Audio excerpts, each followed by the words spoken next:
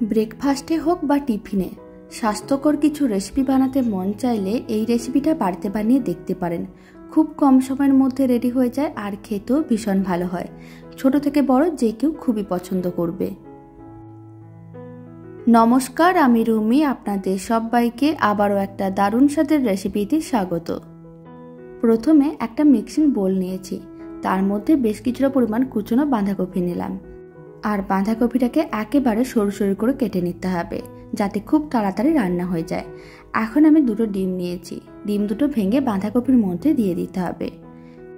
আর এখানে দুটো ডিম নিয়েছি, তবে আপনারা চাইলে ডিমের পরিমাণটা একটু বাড়িয়েও নিতে পারেন।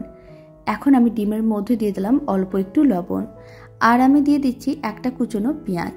পেঁয়াজটাকেও একইভাবে সরু সরু করে কেটে নিয়েছিলাম। আর আমি দিয়ে দিচ্ছি দুটো কুচনো কাঁচা লঙ্কা। আপনারা চাইলে গোলমরিচের গুঁড়োও দিতে পারেন কুচনো কাঁচা লঙ্কার জায়গায়। খুব ভালো করে সমস্ত কিছু মিশিয়ে নিতে হবে। যদি বাড়ির ছোটদের জন্য রেসিপিটা বানানো হচ্ছে তাহলে কিন্তু গোলমরিচের গুঁড়ো দিতে পারেন, নাহলে কুচনো কাঁচা লঙ্কা দিয়েও রেসিপিটা বানিয়ে দেখতে পারেন। খুব ভালো করে মেশানো হয়ে গেছিলো, মিশ্রণটাকে রেখে দিয়েছি। এখন একটা ফ্রাইং প্যানের মধ্যে কিছুটা পরিমাণ বাটার নিয়েছি। বাটারটাকে খুব ভালো করে এইভাবে ব্রাশ করে নিলাম। তারপরে ফ্লেমটা একেবারেই লোতে করে দিতে হবে।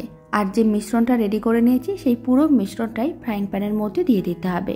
খুব ভালো করে ছড়িয়ে নিলাম। আর লো ফ্লেমে প্রথমে এইভাবে প্রায় 3 থেকে 4 মিনিট রান্না করে নিতে হবে।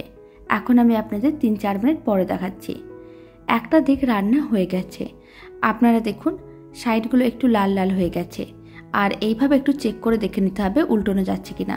তারপরে উল্টো দিকটাকেও উল্টে নিতে হবে। আর একইভাবে মিডিয়াম টু লো ফ্লেমে প্রায় 2 মিনিটের মতন রান্না করে নিয়েছিলাম। এবার আমি আর একবার উল্টে পাল্টে নিলাম। এখন এই দিকটায় চিজ স্লাইস দিয়ে দেবো, এতে দেখতেও ভালো লাগবে আর খেতেও ভালো লাগবে। চিজ স্লাইসটা দেওয়ার পরে একটু ফোল্ড করে নিতে হবে। যেভাবে আমরা পাটিসাপটা পিঠে ফোল্ড করি সেইভাবেই ফোল্ড করে নিতে হবে। প্রথমে একটা সাইড খুব ভালো করে ফোল্ড করে নিতে হবে, তারপরে এইভাবে আর একটু করে ফোল্ড করে নিতে হবে। এতে চিজ স্লাইসগুলো খুব ভালো করে মেল্ট হয়ে যাবে, কারণ বেশ গরম আছে। তারপরে একটা প্লেটের মধ্যে সার্ভ করে নিলাম। এবার ছুরি দিয়ে কেটেও দেখিয়ে দিচ্ছি চিজগুলো কত সুন্দরভাবে মেল্ট হয়েছে। খেতে ভীষণ ভালো হয়। আশা করি ছোট থেকে বড় যে কেউ খুবই পছন্দ করবে। আর বাড়িতে বানালে কমেন্ট বক্সে জানাতে একেবারেই ভুলবেন না খেয়ে আপনাদের কেমন লাগলো।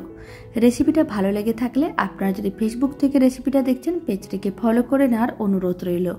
ইউটিউব থেকে দেখলে চ্যানেলটি সাবস্ক্রাইব করে নেওয়ার অনুরোধ রইল। পাশে থাকা বেল আইকনটি প্রেস করে নেবেন নতুন রেসিপির আপডেট সবার আগে পাওয়ার জন্য।